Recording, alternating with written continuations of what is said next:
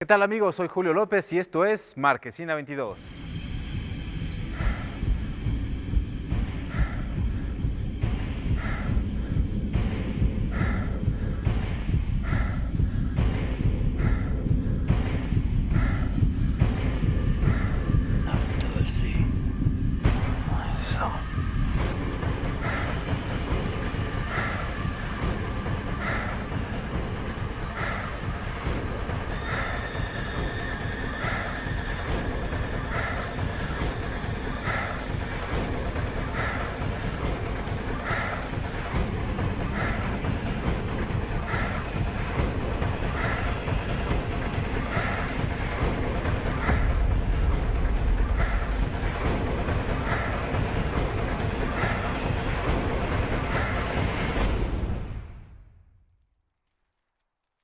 Pues así es, esta semana vamos a hablar del Renacido, la más reciente producción del director mexicano Alejandro G. Iñárritu, que ya lo dijimos en alguna otra ocasión.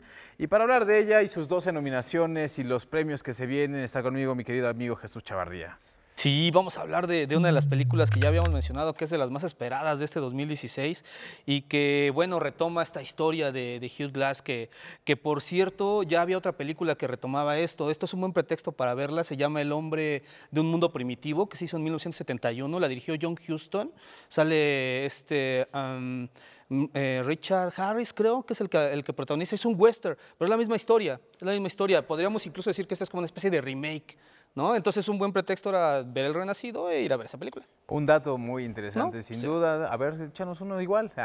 No, la verdad es que coincido completamente con el hecho de que realmente lo que estamos viendo con esta película del Renacido es un western en forma. Me parece también que yo diría que es un western como exquisito, como muy pulido, y que si bien es cierto, González Iñárritu ha dicho que él no está, digamos, en la línea de el Hollywood habitual. Pues la verdad es que estamos viendo una película completamente Hollywood, lo he dicho yo en otros programas, o sea, estamos viendo una narrativa completamente Griffith que se salta un poco de lo que resulta habitual, pero tampoco es que esté rompiendo con toda esta narrativa. Dicho esto, de manera introductoria, no creo que demerite esto a la película Para en sí nada. o en general, ¿no? Sí, esta película que se estrena el 22, se estrena un día antes que todas las demás, porque además este fin de semana hay muchas otras propuestas. Nos quedamos esperando la visita de Alejandro González Iñárritu, la gente de la distribuidora había dicho que también venía Leonardo DiCaprio. Vino el oso. Hace muy pocos días todavía me comentaban que no sabían qué pasaba, que no les han confirmado absolutamente nada, pero bueno, la película se estrenó y seguramente pues todavía hay una pequeña esperanza de que puedan darse una vuelta en estos días, ¿no? Pues tal vez, ¿no? Pero a final de cuentas tampoco es me parece, Necesario. tan necesario, ¿no? Que vengan para acá. Yo creo que la película representa muchas cosas, como bien dice Gerardo, dentro de lo que es el Hollywood. Yo creo que Iñárritu encuentra uno de sus puntos más álgidos en lo que se refiere a la manufactura, ¿no? Porque sin ser la mejor de sus películas, a mí me parece una película muy menor, incluso en relación a Birdman. Me parece que es una película que de pronto tiene un desarrollo muy lento de los personajes y luego cae en un momento en el que todo lo resuelve de manera muy precipitada, por así decirlo. Sin embargo, sí tiene una visceralidad seductora que la hace sumamente bella y digo, si mencionamos el trabajo de Lubezki, es increíble, ¿no? Es increíble lo que consiguen. Yo creo que la película de alguna manera sí se convierte en un parteaguas del Iñárritu que estamos viendo ahorita y el que vamos a ver después, ¿no? Donde ya se va a alejar quizás un poco de estos excesos en cuanto a la realización que sufrió durante el proceso de esta película, ¿no?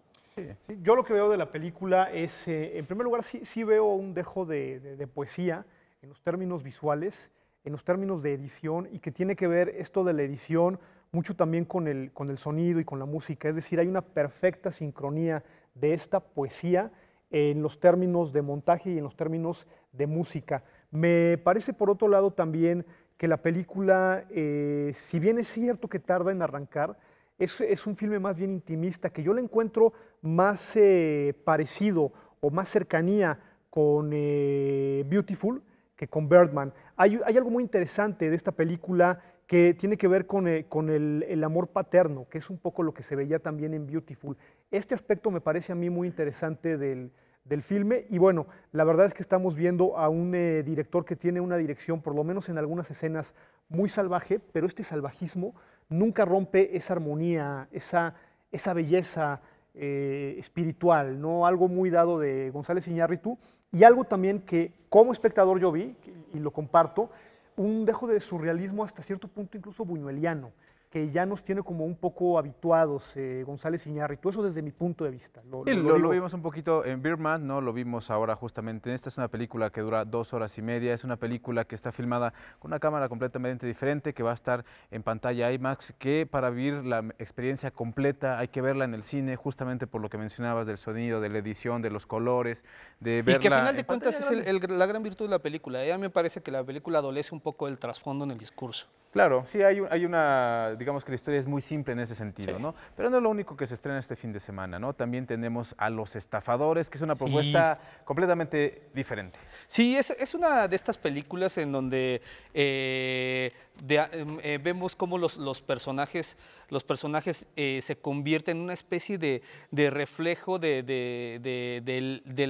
los excesos en los que puede estar cayendo o el mundo en el que están viviendo mucho los jóvenes que buscan salidas fáciles ante la falta de expectativas en la vida, como que ese es el punto de partida. Sin embargo, está estilizado de una forma que se convierte en una película sumamente entretenida, que obviamente nunca termina de ser una verdadera crítica, ¿no? Pero tiene como ese punto de partida que la hace distinta y que ayuda a que no sea del todo puro y vil entretenimiento, ¿no? Sí, nada más hacer un paréntesis de qué se trata esta película, ¿no? Son un grupo de jóvenes que se dedican a eso, a estafar, ¿no? ¿Cómo lo hacen? Roban tarjetas de crédito, las contraseñas, compran cosas y luego las venden y de ahí van sacando dinero.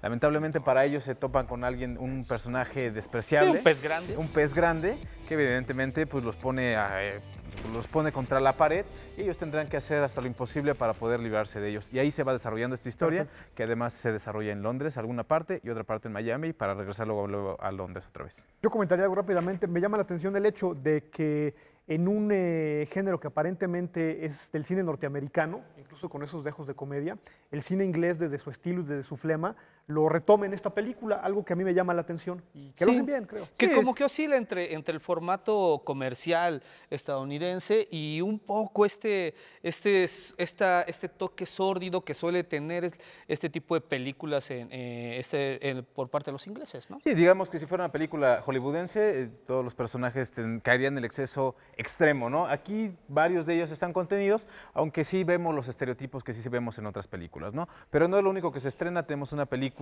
que se llama El Profeta, que produce Salma Hayek, que estuvo en nuestro país promocionando la película. También esta nota la pueden encontrar dentro de la página de Facebook de Marquesina 22, échenle un ojo. Pero bueno, es una cinta que está basada en el libro homónimo del poeta Gibran Khalil Gibran, ¿no? Y que bueno, es otra de las apuestas de este fin de semana. Sí, es una película que tardó mucho en poder realizarse, ¿no? Por los problemas de los derechos que tenían por ahí.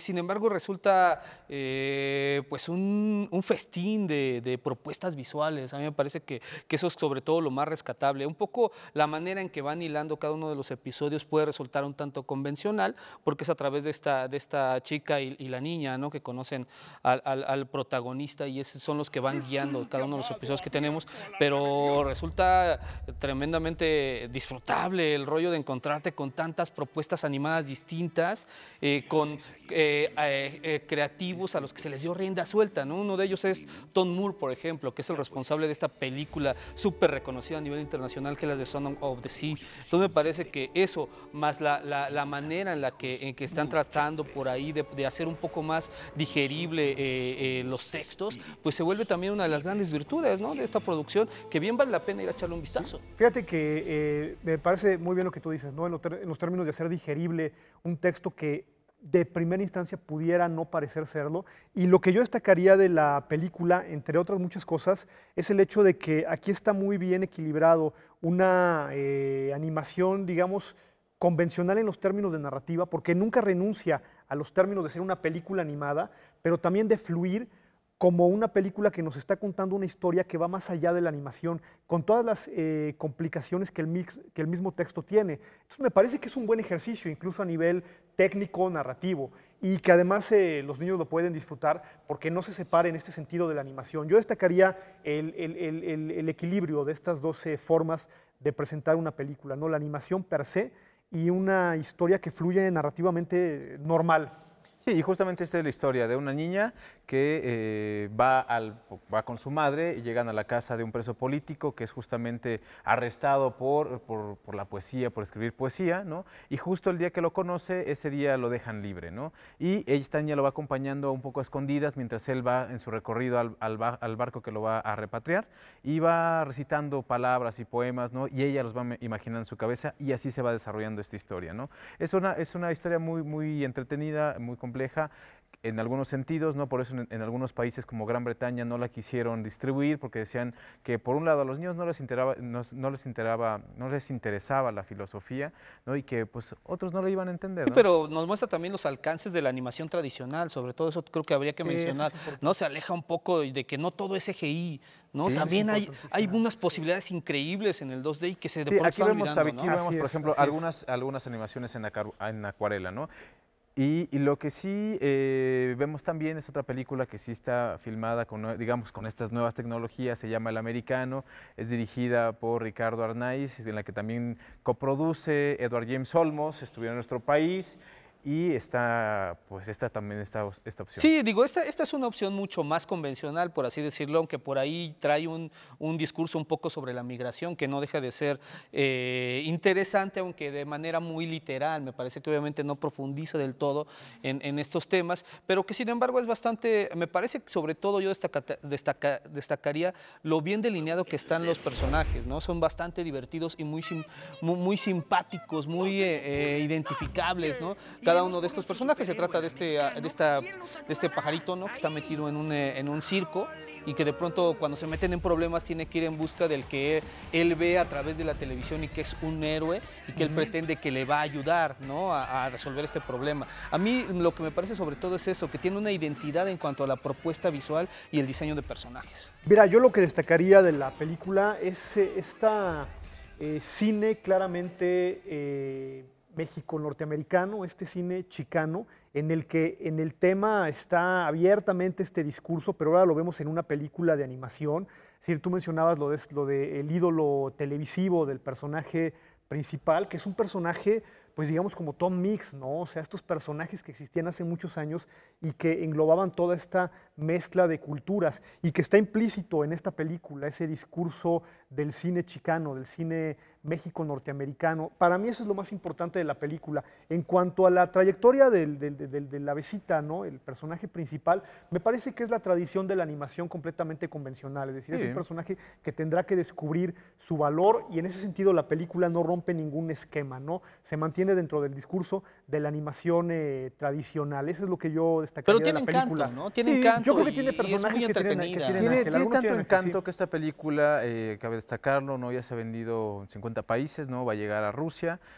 Aunque Gerardo no estaba tan de acuerdo conmigo, yo destacaba que la animación también está muy bien lograda, ¿no? Pocas películas mexicanas yo creo que he visto con esta calidad de Es muy imagen. respetable, ¿no? Me parece que es muy Qué bueno que lo comentas. A mí no me encantó la calidad de la animación, pero bueno, nos explicaban que yo la vi por Vimeo y que eso disminuía obviamente la calidad de la animación. Entonces, con esa reserva... Sí, no, a mí me parece que la animación sostengo, es digamos, muy mi dicho, decorosa, ¿no? o sea, está Sí. muy respetable. Y la hay verdad, que el ver, trabajo. es muy fácil comparando uno de los primeros trabajos de Ricardo Anaiz Ah, en bueno, sí, hay animación una como La diferencia leyenda de muy la grande, Nahuala, ¿no? Es el mismo director, Sí. La leyenda de la Nahuala, La leyenda de las momias también me parece, y La leyenda de la Llorona también hizo.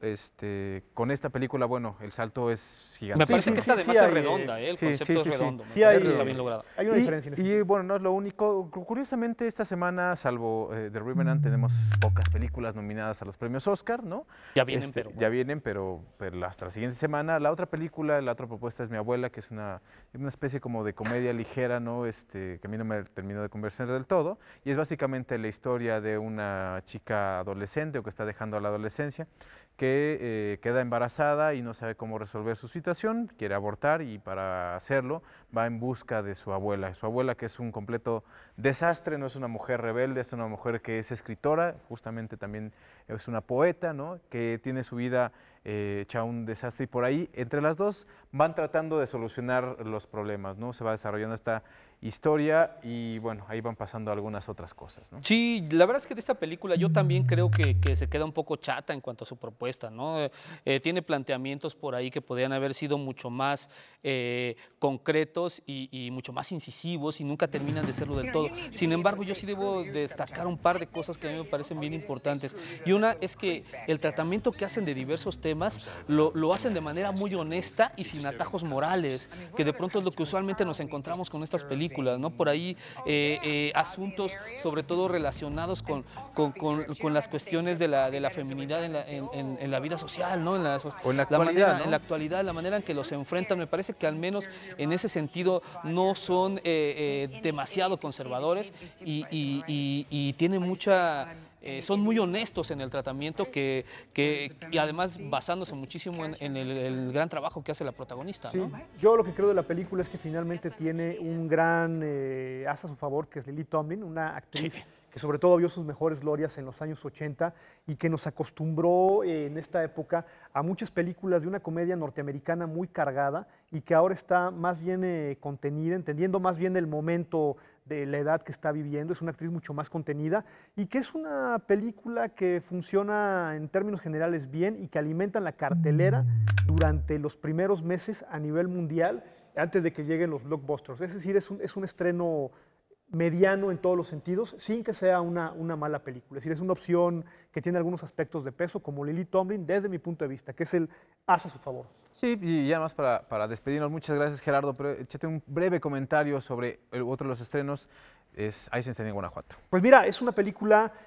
bastante interesante que está partiendo de una premisa, desde mi punto de vista, subversivo, que es analizar la sexualidad de un artista mitificado, pero no nada más la sexualidad per se, sino su sexualidad y cómo esto repercute en su arte. A mí ese aspecto me resulta muy interesante, además de romper con este mito del Einstein atormentado que nos han vendido durante muchísimos años. Aquí estamos viendo un tipo realmente festivo, casi tocando la locura. Esa película pues, es una opción en cartelera y creo que Jesús quería comentar algo rápidamente de eso, ¿no? Yo creo que la película es una gran opción en cartelera, sin embargo, yo lo mencioné ya en su momento, creo que la conjunción de Peter Greenaway y el tema de Einstein, que era algo natural hace algunos 10 años, llega un poco tarde, lo cual no es del todo malo. Me parece que nos encontramos con un Greenaway mucho más sutil, más enfocado en cuanto al manejo del lenguaje, la saturación del lenguaje muy bien aprovechado para recrear una interpretación de la figura de Einstein que no deja de estar un tanto alejada de la real, ¿eh? O sea, yo diría que yo diría que en este caso es una muy al estilo de lo que pasó con Oliver Stone al acercarse a la figura de Jim Morrison. Que además es un personaje Einstein que ha funcionado en torno a testimonios y documentos incluso que bueno, ya son muy alejados de él, ¿no? Es decir, sí, a mí me parece que hay que tomarlo así, no como una película biográfica, sino más bien como una interpretación de la figura, ¿no? Otra cosa yo creo que es un Peter Greenaway hablando de Peter Greenaway en torno de Einstein. No, es que el tema es muy apasionante, pero bueno, es muy apasionante, pero bueno, lo que sí pueden ver es que mi querido Gerardo Gil también entrevistó a uno de los protagonistas, entrevistó a Luis Alberti. Échenle un ojo a La Marquesina 22 en la página de Facebook o también a través del canal de YouTube y encontrarán muchos más detalles de esta película Eisenstein en Guanajuato. Yo me despido, soy Julio López y esto es Marquesina 22.